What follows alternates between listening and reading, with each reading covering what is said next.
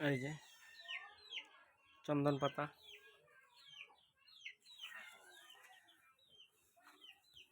চন্দন পাতা দিয়া রূপচর্চার আভিজাত্য একটা উদ্ভিদ নিয়ে এই যে চন্দন।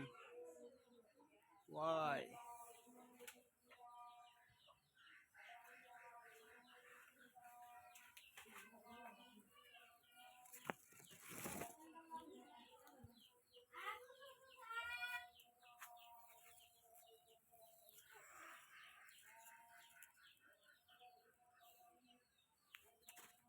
চন্দন পাতা দিয়া